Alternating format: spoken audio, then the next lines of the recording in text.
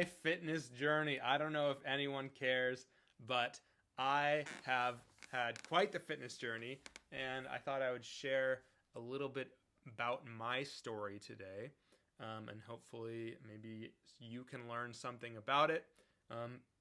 That'll help you with your fitness journey. So, I'm 35 now. I just recently started. We'll start at the end. Started helping other people on their fitness journey about a year ago, and now I coach people and help them reach their fitness goals. But I started lifting when I was in junior high, so about 20 years ago now. Just doing bicep curls in the bedroom, and eventually started going to the gym. Probably several months later, the local YMCA. I would even go before school. I was so into it. I started lifting for, I think, the same reason everybody does, is to gain confidence and to help with girls. So that's why I started lifting. I certainly did play sports, but I think in the beginning it was mostly aesthetics. I just wanted to look good. I liked arm wrestling my buddies too. So yeah. Anyways, lifted, did that thing. Never really thought much about nutrition in the beginning, other than trying to eat a little bit less to lean out. I remember sometimes trying to skip dinner, even in high school, to just get leaner. So, slowly learned some things. I don't even know if I think I hit legs from the very beginning, but certainly wasn't doing like squats or leg press or anything like that. Bench press, bicep curls. I don't know, maybe some dumbbell overhead press, probably leg extensions. I remember doing calves for sure. But yeah, just trying to grow some muscle. So as I got older, started looking at YouTube. Early days of YouTube back then, started learning some things about nutrition. Some were correct and some were not correct. I remember coming home from college at 19 and not wanting to eat the whole eggs because the egg yolk was bad for you and would make you fat. Or apples, that was a big one. The demonization of any kind of sugar, and including fructose in fruit. So that's a crazy one. No apples. I thought that they were healthy but not conducive to losing weight. By the way, they are both healthy and conducive to losing weight. Apples are. So eat your apples. And eat your whole eggs too. You don't need to, separate the yolks from the egg whites, by the way. Slowly learned. I learned about tracking macros. So I remember starting, I downloaded MyFitnessPal and must have been like 22 or 23, and started tracking my calories. And that was a big one, because I realized I was probably eating more calories than I needed in order to drop weight. Thus started a long cycle of binge eating. So that's fun. Probably just cut calories too hard and too fast for too long. And I would go through these periods of restricting and binging for a long, long time, much too long. So, if you have experience with binge eating, I certainly have been there. To say the least. And luckily I'm, out the other side. And it is something that can be handled. Basically don't cut too hard or for too long, and don't run yourself into the ground is, the first thing I would say. There are certainly other strategies that can help with that. But anyways, I would say, got into good shape, was doing a lot of lifting, a lot of running. My fastest mile time was 5:23. I was doing a lot of stuff.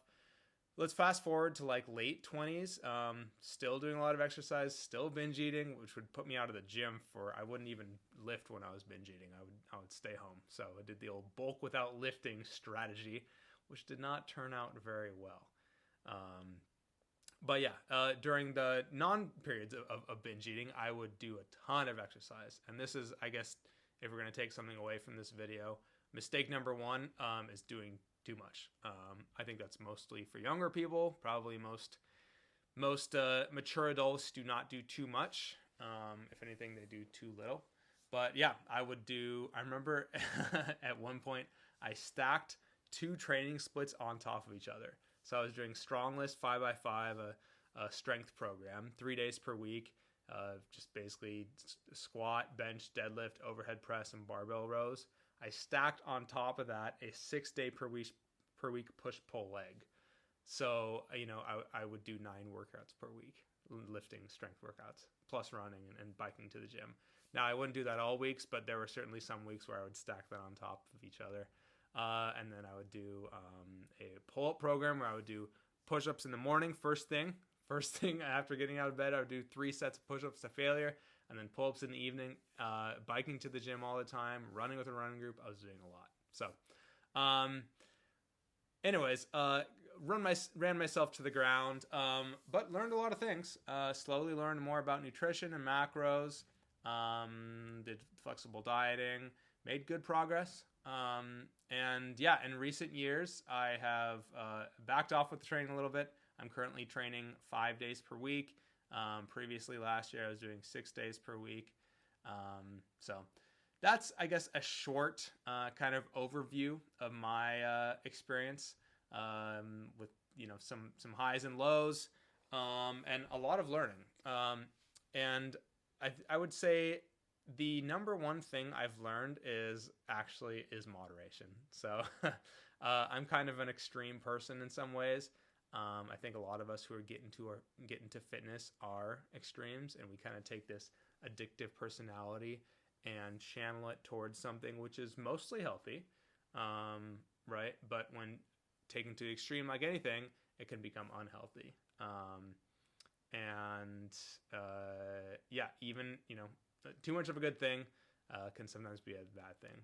Even if you stay natural, which I am. I have not taken steroids. I don't think I ever will. The temptation is always there, if we're being honest, as someone who likes to train. I've certainly thought about it, but decided that the juice wasn't worth the squeeze, basically. I don't think it's worth it for most people who just train recreationally. Even I coach people, and yeah, it certainly helps me to look good. I just think for a bunch of reasons, it's not worth it. So anyways, that's a whole other topic. But yeah, even if you're natural, you can take this to the extreme, to the point where it becomes unhealthy, right? If you're doing basically too much cardio, too much strength training, too few calories, those three are a triple threat that can basically lead to crash and burn. And yeah, learned about deloads eventually, which is, if you don't know what a deload is, it's a purposefully easy week of training where you still lift. You just cut the load on the bar by, well, depends, anywhere from like 15 to 50%, depending on the protocol. But yeah, basically a lot more moderation. Yeah, trust me, if it was worth it to lift like 7, 8, 9 times per week, I would. But it's not. So that's why I do 5 right now. So that would be number 1, moderation. Number 2 would be, I guess, along the same lines. Don't just cut all the time. You need periods of slow gaining or maintenance. So I didn't start doing bulking phases until 2 years ago. And I've got another coming up now. I just finished a cut, and a reverse diet is going swimmingly so far. And looking forward to a nice, long, slow, lean gaining phase. So yeah, that's number 2. Don't diet yourself into the ground. Don't, unless you're like really fat and have a ton of weight to lose, I would say don't diet for much more than like 16-ish weeks. You can diet for 16 weeks, take a break, whether that's at maintenance for 16 weeks or a nice, slow, lean bulk. And then you can do another dieting phase. I have another video about cutting your weight loss into phases. So, yeah, that would be number 2. Don't diet yourself in the ground. I would just diet, binge eat, and you're back where you started. So, and then a third thing I would say is the importance of cardio. Not too much cardio and not too little cardio. So, cardio is great for a number of reasons. A big one is health, of course, heart health, your most important muscle in your body. It burns calories when you're losing weight. But even I'm going to, again, a lean bulking phase right now. I'm going to continue doing cardio. I will not do as much as I was when I was cutting. I got up to 6 days a week of half hour of cardio, which is a lot, even if it was low to medium intensity cardio. So yeah, I'm going to cut it down, but still do cardio. I'm going to keep my steps in, probably 8 to 10K per day, even during a bulk, just mainly for health reasons. Walking is healthy. It's a kind of a nice break to get outside. And walking after meals helps with digestion. And yeah, so cardio, great for your health, great for your mental health too. I find that I have often great ideas during a run or after. It just helps get the blood flowing to your brain. And yeah, so cardio feels great. Yeah, that would be number 3 is keep your cardio in again, but not too high, not too low. So yeah, this video is getting long, but I thought I would just give you kind of a broad overview of my experience. I guess ending with, a year ago I started helping people and coaching other people myself, which has been quite cool. Started off just reaching out to friends and old friends, and coached a ton of people for free. So even though I've only been coaching for a year, I've worked with a ton of people. I already have over 75 5-star reviews, I think, on Google. So that's awesome, because I just worked with a bunch of people for free, really learned how to coach people in a very short amount of time, and then started taking on paid clients, both men and women, everything from people looking to lose weight, which was a lot of them, of course, to people who were already lean and wanted to kind of pack on muscle. So that's been really cool. If you don't know, I'm also a musician, so it kind of followed the same path. When I got into piano, I then started teaching other people, so kind of similar thing with fitness here. And it's been a great experience, just getting to both help people and kind of nerd out about, the fitness things that I enjoy, whether it's training or nutrition.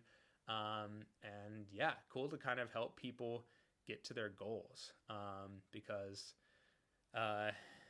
yeah, I don't know, it's cool to help people like that.